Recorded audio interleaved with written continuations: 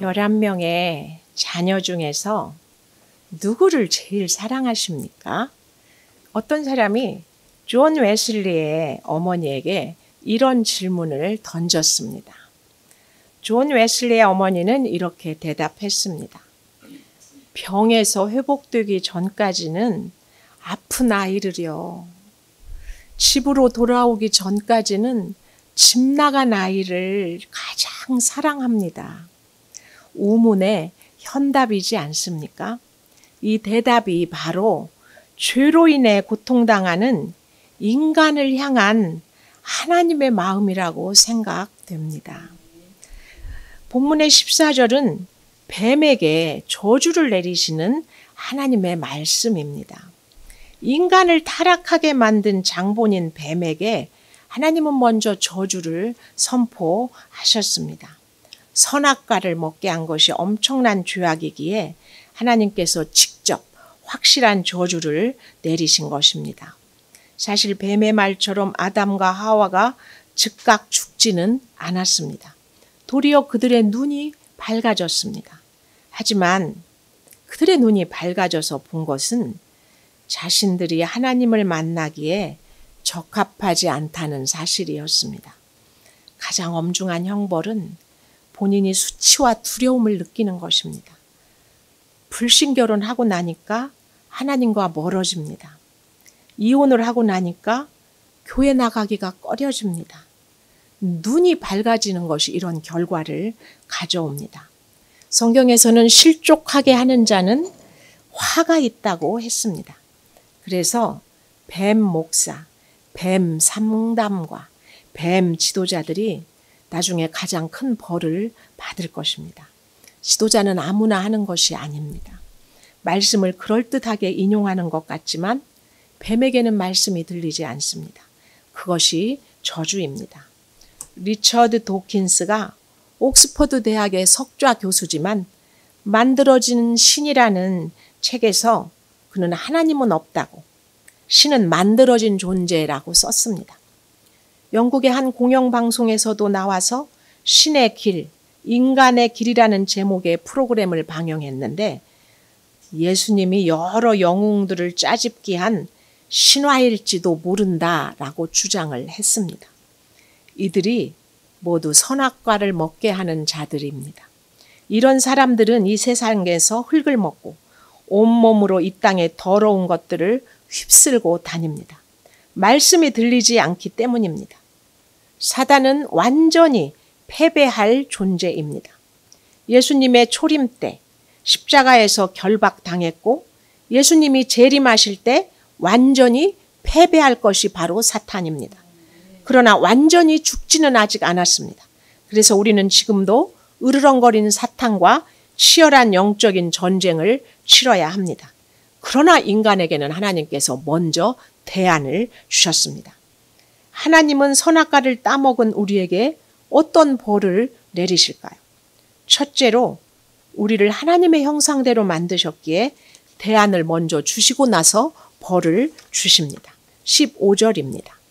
내가 너로 여자와 원수가 되게 하고 내 후손도 여자의 후손과 원수가 되게 하리니 여자의 후손은 내 머리를 상하게 할 것이요 너는 그의 발꿈치를 상하게 할 것이니라 하시고, 뱀과 여자가 결탁해서 하나님의 명령을 어겼습니다. 그래서 쫓겨나게 되었으니 이제 여자와 뱀은 원수 사이가 되었습니다. 가장 죽이 잘 맞던 사이가 가장 이를 가는 원수 사이가 된 것입니다. 사탄 자신이 하나님께 저주받았기에 여자의 후손도 저주받게 하는 것이 사탄의 최고 목표입니다.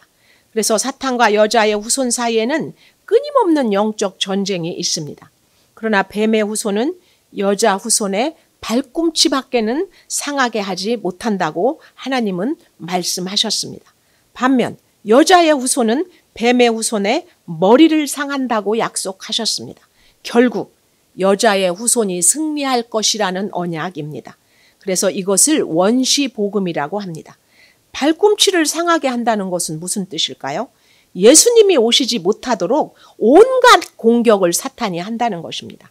헤롯 왕의 영아 살해 사건, 공생애를 시작하시면서 예수님이 받으셨던 마귀의 시험, 사랑하는 제자 중 하나인 가룟 유다의 배반, 예수님의 십자가에서 순환, 이런 것들이 모두 발꿈치를 상하게 하려는 사탄의 공격이었습니다. 그러나 예수님이 끝까지 십자가를 지시고 부활하셨기에 모든 발꿈치의 상처는 치유되었습니다. 나의 원수는 누구입니까? 창세기 1장에서 바라크의 복을 막는 존재가 바로 나의 원수입니다.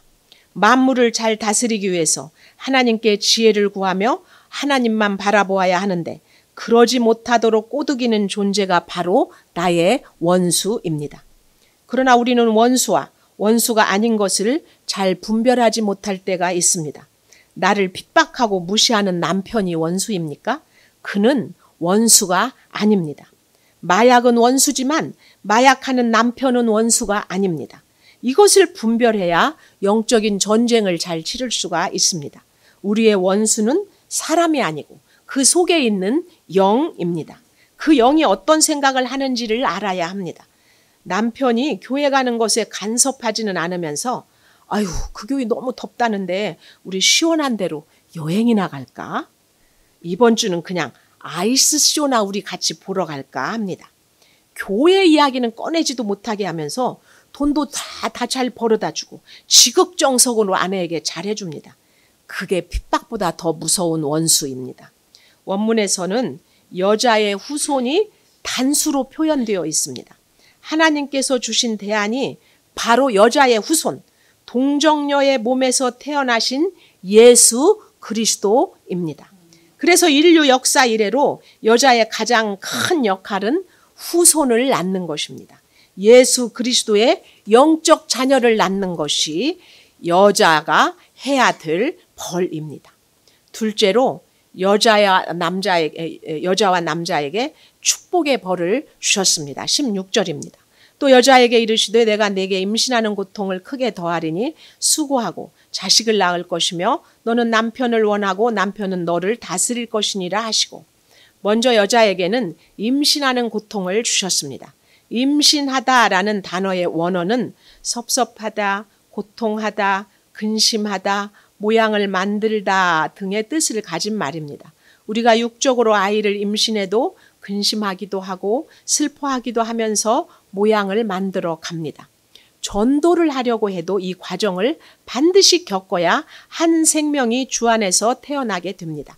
타락 이전에는 인간에게 복을 주시며 생육하고 번성하고 충만하라고 말씀하셨습니다. 이때 생육하고 번성하는 것에는 고통이 동반되지 않았습니다. 그러나 타락하고 나서는 생육하고 번성하는 것이 바로 고통이 되었습니다. 해산도 고통스럽고 자녀를 키우는 과정에도 고통이 따릅니다.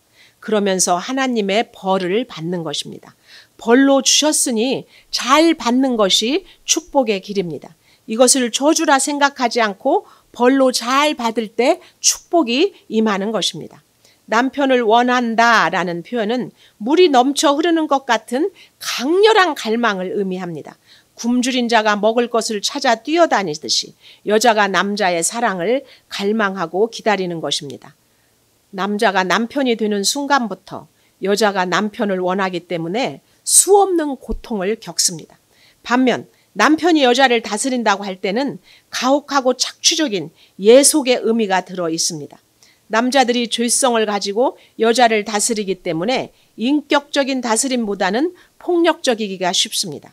이 다스린다의 동사는 미완료형으로 지속적으로 다스린다는 것을 의미합니다.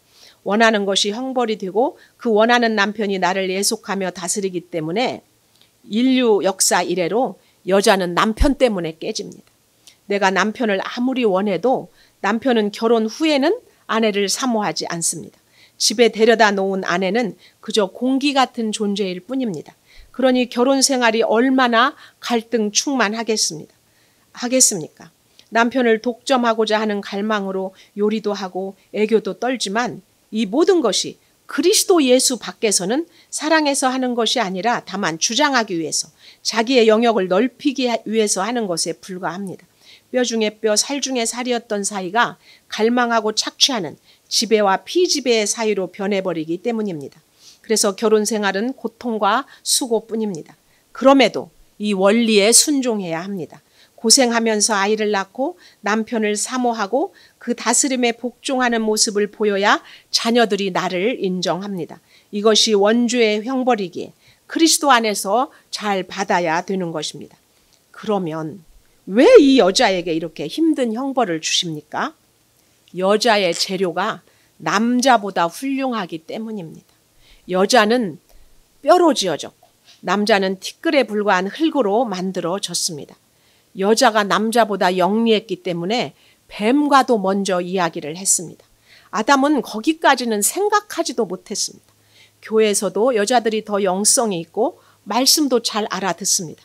게다가 얼마나 잘 참는지 모릅니다. 잘난 사람이 못난 사람을 섬기기가 어렵고 무시하기 쉬운데 재질이 좋은 여자가 흙인 남편을 무시하면 하나님의 영광을 드러낼 수가 없습니다. 그래서 이 잘난 여자에게 말도 안 되는 티끌 같은 흙으로 지어진 남편을 사모하는 벌을 주신 것입니다. 여자의 몸에서 예수 그리스도가 오셔야 하기에 이 벌을 잘 받아야 합니다. 중심을 잡으면서 잘 참다 보면 나의 인내를 통해서 예수님께서 우리 가정에 오시는 것입니다. 예수님이 이 땅에 흙인 남자의 모습으로 오셨지만 여자의 몸을 10달 동안 빌려서 오셨습니다.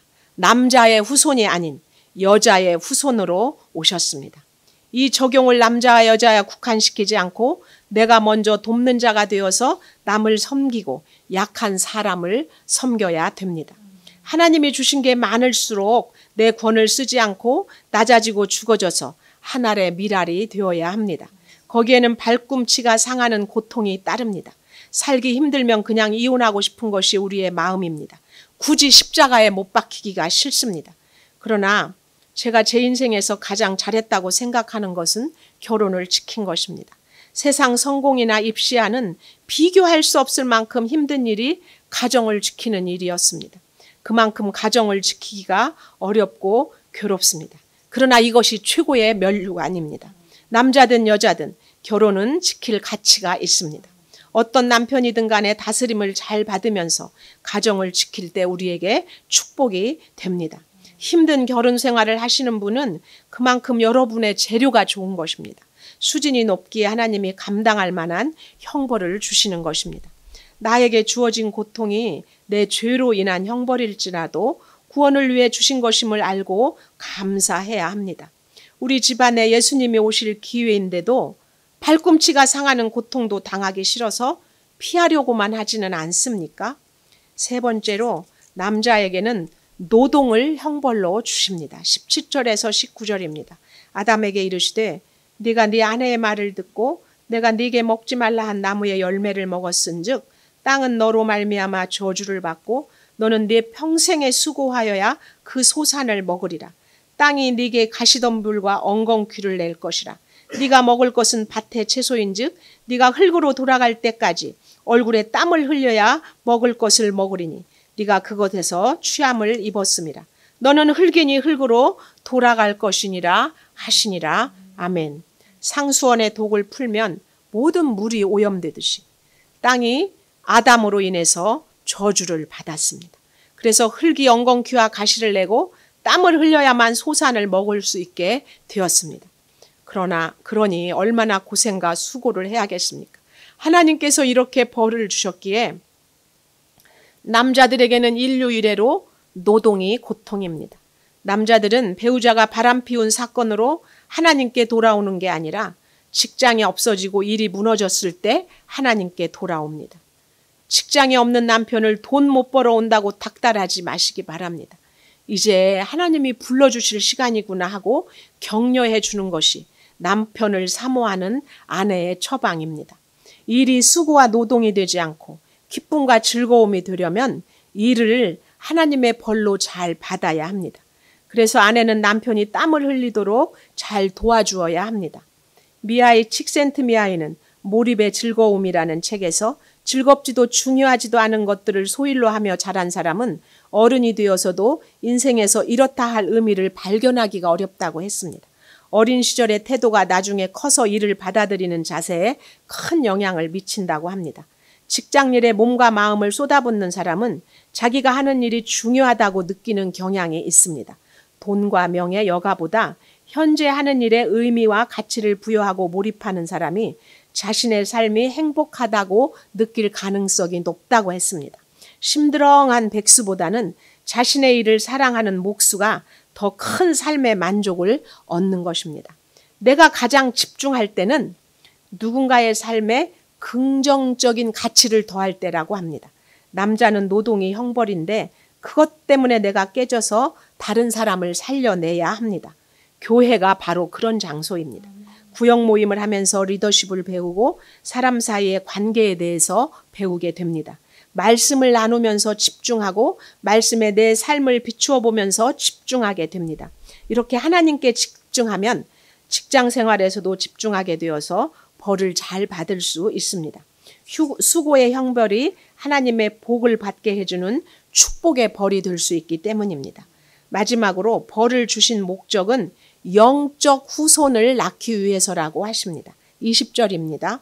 아담이 그의 아내의 이름을 하와라 불렀으니 그는 모든 산자의 어머니가 됨이더라. 이렇게 아담이 양육을 잘 받고 나니 아내를 산자의 어머니 하와라고 부릅니다. 예수 그리스도의 어머니가 되었다는 것입니다. 축복의 벌을 받아서 남편을 원하고 해산의 고통으로 인생이 끝날 줄 알았는데 예수님이 오셔서 산자의 어머니로 칭함받게 됩니다. 그동안에는 살 중에 살, 뼈 중에 뼈라면서 둘이서만 좋아하다가 이제 고통을 통해서 영적 자녀를 낳는 사명을 감당하라고 실직의 고난, 배우자의 고난, 자녀의 고난을 주십니다. 그 고난을 통해 내가 영적 후손을 낳고자 애쓰면 하나님께서 이제 직접 가죽옷을 입혀 주십니다. 21절입니다. 여호와 하나님이 아담과 그의 아내를 위하여 가죽옷을 지어 입히시니라. 그동안에는 무화과 잎으로 수치를 가렸습니다. 그러나 내 고난과 수치를 통해 전도하기로 결정하면 가죽옷을 지어 입히셔서 완벽하게 하나님이 수치를 가려 주십니다. 어떤 간증을 해도 수치스럽지 않은 인생이 되는 것입니다. 22절에서 24절 말씀입니다. 여호와 하나님이 이르시되 보라 이 사람이 선악을 나는 일에 우리 중 하나와 같이 되었으니 그가 그의 손을 들어 생명나무 열매도 따먹고 영생할까 하노라 하시고 여호와 하나님이 에덴 동산에서 그를 내보내어 그의 근원이 된 땅을 갈게 하시니라. 이같이 하나님이 그 사람을 쫓아내시고 에덴 동산 동쪽에 그룹들과 두루 노는 불칼을 두어 생명나무의 길을 지키게 하시니라. 아멘. 여호와 하나님이 이렇게 말씀하세요. 이 사람이 선악을 아는 일에 우리 중 하나와 같이 되었다. 여기서 우리는 누구를 말씀하시는 거예요? 하나님, 성부와 성자와 성령, 삼위의 하나님, 우리 중에 하나가 선악을 아는다는 거예요. 성부 하나님, 성자 하나님, 성령 하나님 중에서 선악을 아는 하나님은 누구실까요? 선은 영원한 생명을 말합니다. 악은 사망과 죽음을 말합니다. 인간의 몸을 입고 오셔서 죽음을 맛보신 하나님, 바로 성자 예수님과 같이 되었다는 말입니다. 뭐 하면서? 선악과를 먹으면서 죽어야 될 인생이 되었기 때문에 영적으로 하나님과 떨어져서 죽은 자가 되었다는 거예요. 죽은 흙이 되어버린 거예요. 그래서 우리 중에 하나, 영원 중에서 성부 하나님의 위대하신 경륜이 숨겨져 있습니다.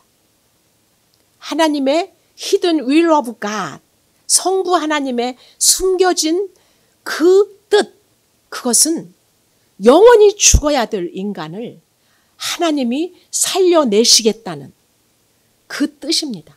그것을 revealed, 나타내신 분, 선악을 아는 일에 쓰임받으신 하나님, 성자 하나님이십니다. 그 하나님이 우리를 구원하시기 위해서 인간의 옷을 입고 죽으러 오신 거예요. 히브리서 2장은 왜 하나님이 인간의 몸을 꼭 입고 사람의 모양으로 오셨는가를 6가지로 설명해 주고 있습니다. 그 하나님과 같이 되었는데 선과 악을 아는 자가 되어서 이제 영생까지 얻으면 어때요? 영혼은 죽어버린 자, 육만 살아있는 마귀와 같은 자가 영생을 얻으면 하나님의 hidden will of God, 하나님의 구원 계획을 이루실 수가 없기 때문에 그 생명나무로 가는 길을 막아버리신 것입니다.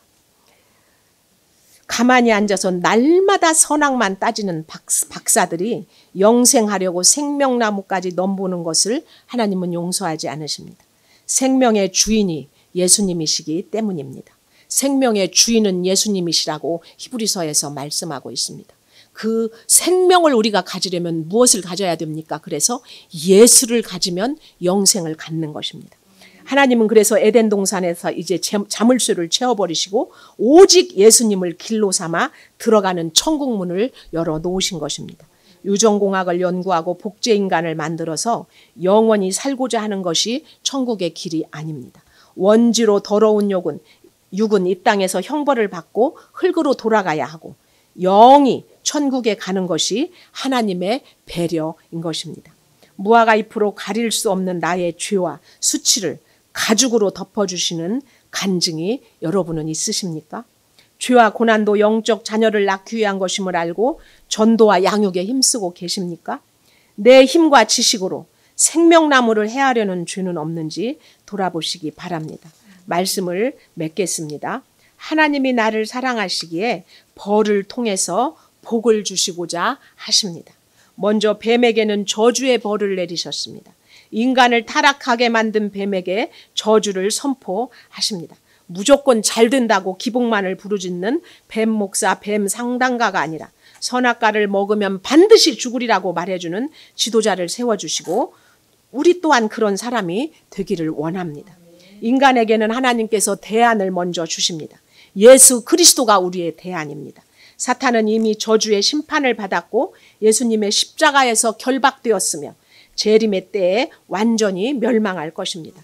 부활의 주님을 바라보고 내 삶에서 십자가 지고 가며 사탄과의 전쟁에서 승리하기를 바라며 가기 원합니다. 여자와 남자에게는 하나님이 축복의 벌을 주셨습니다. 여자에게는 임신의 고통과 남편을 원하는 벌을 주시고 남자에게는 노동을 형벌로 주셨습니다. 남편이 여자를 다스리는 벌을 주셨습니다. 힘든 결혼 생활과 힘든 직장이라도 그 고난으로 하나님을 찾고 구하며 형벌이 축복으로 바뀌는 삶이 되기를 원합니다. 남자에게는 노동을 형벌로 주셨습니다. 아담의 죄는 하나님의 명령보다 아내의 말을 들은 것이 죄입니다. 남자에게는 일과 직장의 문제가 가장 큰 고난입니다. 그 고난으로 깨져서 하나님을 찾고 다른 사람을 살리는데 쓰임받을 수 있기를 원합니다. 형벌이 축복으로 바뀌게 하옵소서. 벌을 주신 목적은 영적 후손을 낳기 위함입니다. 결혼과 가정의 고난을 통해서 영적 자녀를 낳는 것이 최고의 목표임을 알게 될 때 하나님께서는 우리에게 가죽옷을 지어 입혀 주십니다. 나의 수치가 부끄러움이 되지 않고 영적 자손을 낳는 약재료가 되게 해 주십니다. 저주의 벌이 축복의 벌로 바뀌어서 영적 후손을 낳는 사명을 다 감당하게 되시기를 축원드립니다.